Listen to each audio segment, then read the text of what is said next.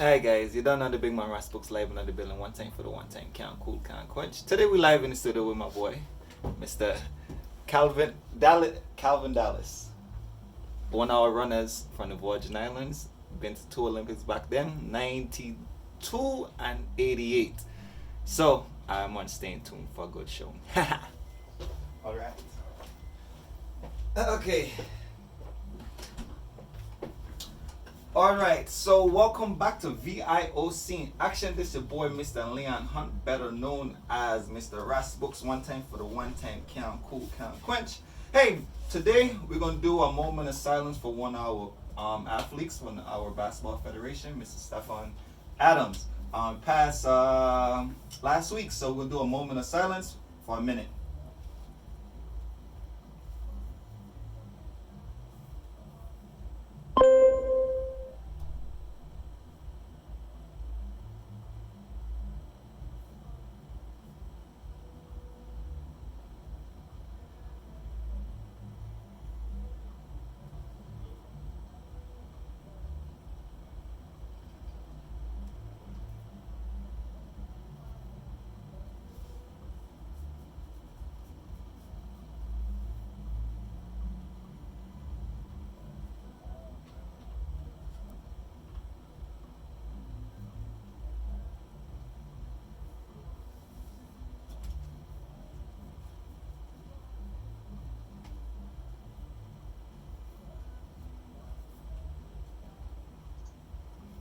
All right, like I said, guys, welcome back to VIOC in Action. We're back with another great show this weekend. We got my boy Mr. Dallas live in the building. Many of you guys, well, maybe some of you guys do know who Mr. Dallas is.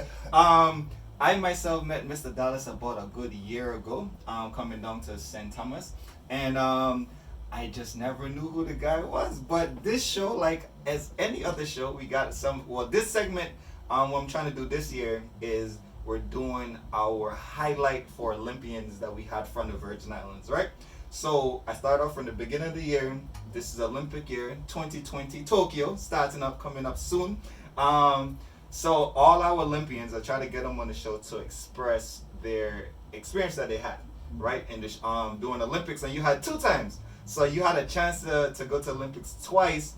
And so we want to get a chance to actually hear it. So a lot of times when athletes go to these games, great, we see it, we see the paper, we read about it, but we never really get to hear them out to say, so how was it like? How was the opening ceremony? What did you see? Like what happened? Was you nervous? What all the kind of stuff that, and I get those stories a lot from some of my friends and peers, and well, everybody don't get to hear it, you know. Right. And I end up I sometimes have to like continue the story over and over again. Yes. So guess what?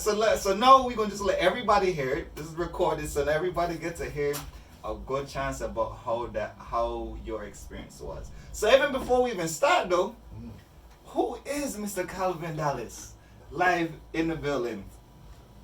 Okay. Basically, I was a teacher for about 30 years at Joseph Gomez Elementary, and that was a very heartful experience working with children of the VI. And I found that most of the children from the VI are very talented, have a lot of experience, but they need the goal orientation from their parents and from the educators. Okay. And the support from the government. But during that time, I was training all the time. My first experience, which I was really humbled to get to go to Korea in 1988. Okay, so wait, so your first time. Okay, so when was your first time you had a chance to even wear to present the Virgin Islands for the national team? So when did that first day? So when was your first day? Was like, oh yeah, Virgin Islands. Okay, yeah, you're representing us. Boom. When was that day? Was that before Korea? Or Korea was your first competition? I'm sure it was before Korea, but I can't really remember because there were so many different competitions. I mean, but I was either running cross country, okay, and probably on the cross country team and running in the islands and stuff. So this was for those listeners. This was back in the 70s. No, it was in the 80s. Okay, so back in the 80s, so we talking over 40 years ago. No, because I've just been here about 35. So Okay, so almost 40 years now. All right, gotcha. Okay. All right. But I can remember the experience in Korea. Okay. And so I would say, first of all, that experience was so overwhelming with the different athletes who had so many different skills. You had people in martial arts, you had taekwondo, you had wrestlers, you had judo experts, and we got to meet all of these people. You had basketball pros, you had fencing, and it was overwhelming because you get to meet and talk to all these different athletes, some female, some male, and they're ordinary people. Everybody, what I found out is the hype is that it's so unique, but actually these are just ordinary people, but they have skills and they practice to bring these skills to a high point. Okay. And that is the thing that's so great. You get to talk to them and find out how they got to this point and what they're eating and stuff. Another good thing is the food is usually free. Yeah, it's right. So we talking 80th Olympics. So, and what he's explained to us now is the village. So it's called a village. As I told some of the guests before, you get into a secluded area. Imagine a resort. Yes. Right. And then you got all the different countries there, but you only allowed in the village if you have a credential. Yeah. Only for your country or pass, whatever it is. So the spectator is not allowed in, or at least they're allowed in at the beginning part, but not actually inside of the world. And it's very protective. They protect Yes. you. Each person, I had a personal bodyguard. Everybody had a bodyguard because of the political scene. But like I said, the food was okay. They cooked a lot of their traditional food. Okay. Kimchi, and it was hot and stuff. The breakfasts were okay. But one thing is, when you go to the culture, you have to eat the way they eat. So you find yourself adapting to the food, even though I think it wasn't spectacular, but it was okay. But what I did think was spectacular is learning about their culture. The culture, okay. You learned about their traditional singing, dance, wear, folklore. Korea is a place they have a lot of drama, and they tell a lot of folklore through plays and masks. Right. So you get to go and see that, and they do a lot of dancing. Then you see the elders with the big hats who live in the mountains, and you learn about one of their best products is ginseng, and you learn about how they create that, which is a world-renowned herb. Right, correct. So it was phenomenal because I spent a lot of time talking to a lot of athletes and looking at a lot of the entertainment to learn about the cultural aspects, and found out that a lot of the younger people are leaving the traditional aspects and going off into the modern world. But Korea wanted to keep the tradition of folklore, storytelling through drama, the dance and stuff. But they were at that time having a battle, seeing that a lot of the younger people weren't interested in that. They were taken away from it. And this is still in the 80s too. It's still in the 80s. Gotcha. But I want to tell you, the unique thing about it is the respect that all the athletes have for everybody. Right, because we talking, now we have, if I'm correct, about 205 countries in the Olympics now. Maybe 198. So even back then, I know other countries wasn't there stuff. So we had less countries, not that much less, because we still talking about the world coming together. Right. In one country, a political country of anything, in Korea, in the 80s, late 80s, and having to experience this because so now coming from the Virgin Islands to an Asian country. Yes. And now accepting that culture in their country. And then it's like, okay, so you seeing this and like, well, they do things kind of different here. Or some of the stuff are kind of similar. Or you probably was like, we do it a little better over One here. thing I saw that was impressed me is that there were a lot of black Koreans. Black Korean? Yeah. Black Korean? Yeah, okay, so okay, the let's thing get of it. it is that the stories are told that a lot of the Koreans who were black had got married to some of the soldiers, but some were actually that way originally. Already. So it was fantastic to know that the black people were there also originally. Right. So I was like amazed at that. But overall, like I said, the food was not up to par because it was very hot. Right. because in the spice, in the sense of spice. And so if you weren't used to that, that had an effect. And I think that could work better for their athletes. Right. But everybody was eating the food that they were cooking. So in the village then, Right. you just had the Korean meals. You didn't No, have, that was the free meals. But of course, in every Olympic village, you got places where you can go and buy your own food. They had all kinds of restaurants. Okay. So no, because now things did change now. Okay. So that's what I'm trying to see what? what was then to what is now.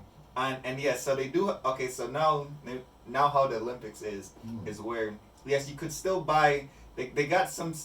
Let's call it a gift shop. Oh, okay. Or a convenience store in the front, someplace nearby, where you can purchase some little knickknacks in their currency, or actually, they'll take any currency now because you bringing in the world together and they have an actual bank inside that change the rate. So you have it's not big though, so just a little, it's like a little convenience store. But in the actual cafeteria, McDonald's is one of our main sponsors. So we have a whole McDonald's restaurant for free. We have an internet, so whatever country is in, we have that country cafe there. Wow. Right?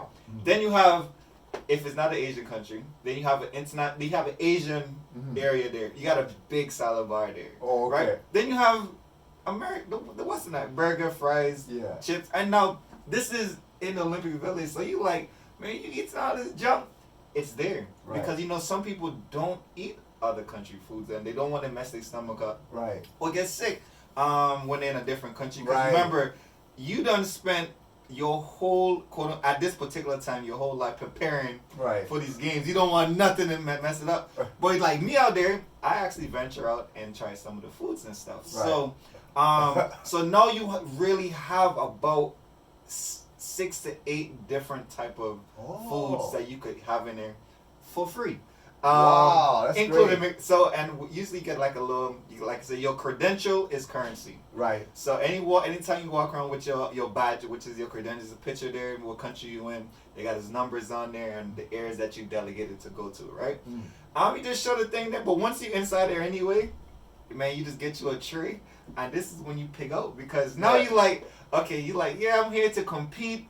And then it's like, man, this food over here look good, man. Like, they say, what kind of thing is that? And every day it changes. So you have some of the things, like they got deli areas too, but you got some stuff that stays the same every day. Right. It's the regular salad bar, the regular burgers and fries, and whatever it is. But they have a different meal in each one of the areas. Wow. They even had sushi. Wow. And not just saying, we just talking about an Asian country now, but even other games had sushi areas too, because the Asian countries it's a lot of Asian countries. They eat sushi.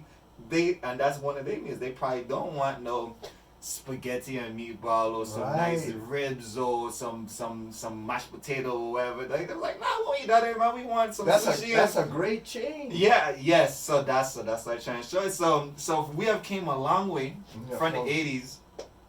Even since back then, I would say, I don't know when the change happened, but from what you have experienced, or what you tell me, you're like, man, wait a second, they do what now? Yeah. No, we had to pay for that food back then. You see, the thing of it is that we didn't have a lot of money, and so the thing is, when we went to 1992.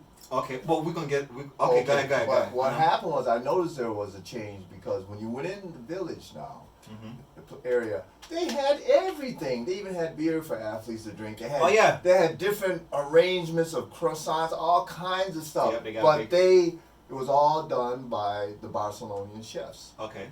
But they didn't have McDonald's and all these other places, sushi. They had a lot of stuff, but it was all cooked by the Barcelonian chefs. But they did out on the beaches now. Right. So anytime McDonald's and stuff, but you had to pay for it. Okay, but that wasn't inside the actual village. No. Okay, anytime once you get out the village, then it's fair value. Then it's like, all right, we in the country now. Right. We just happen to be the event in the country, but we got it's like when we have Carnival here coming up. Right. Downtown, go downtown today. It's a couple of vendors there. Go downtown during Carnival time. You like, wait, where all these vendors come from going inside the village itself? And you was like, wait, booth number 50, what? Wait, what? I never seen seen this, you know, so Yeah. so to Olympics kind of set up, like I said, the same way, at least in event wise, as our quote unquote carnival. The thing But- I like about the village in Barcelona, it was by the ocean. It was by the Mediterranean. So Mhm. we did a lot of workouts on the sand, and you saw the people, and you could talk to them. It was a lot more open because the political scene wasn't intense like in Korea. Right. And in Korea, we only could work out in this one park, and you had guards all around with Oh. rifles and stuff. So wait, we talking inside? Okay, so in Seoul, Mm. in the village, y'all only had a park. We only had So- a park where you could. Well, it was a park where you could go to the stadium, but who wants to work out in the stadium? But the park was where athletes could work out because Okay. they had it guarded off. They had all the soldiers and stuff, and you couldn't run up too high on a hill Right, because right. the soldiers would be up there checking everything. So it was. But in So Barcelona, I hear it we was was. nice. So it sounds like we were pretty militant in Seoul at this. Now, don't get me wrong. I think anytime you have these games, security is really high. Yes. You know, every country that I've been to with any games, I mean, you really get top notch. Sometimes you get so much security that I'm like, dude, like you just check. I just left you, the same person, 3 steps ago, and you checking me in my badge again. But they just trying to make sure we safe and that everybody in there, because the one thing happened to one athlete, that's it. It's gonna be in the news. Next thing you know, that blah blah, that country gonna get the you know what I'm It's saying? true. They ain't gonna hear the end of it. So I don't mind it for security, and once you safe, you are safety first. Safety, Got it. it Cool. was very safe there. Barcelona was a different story. You just could not go out into the city. But in Korea, you can go out in the city because I went to the palace and stuff. But you have to have your protection, So- your bodyguard. With you. So in Seoul, so did they have like set up tours and guides? Yeah, they had set up. Okay, tours. so that was inside of the village, or outside? No, that of was it? outside. You could go. Oh, outside. okay, But, so but the thing is, you had to have a bodyguard with you. all right, so let me let you know how it is. No, all right, Okay, so but let me tell Alright, you go what ahead, go ahead. experience I had. We went to see some of the palaces in Korea and stuff. Mhm.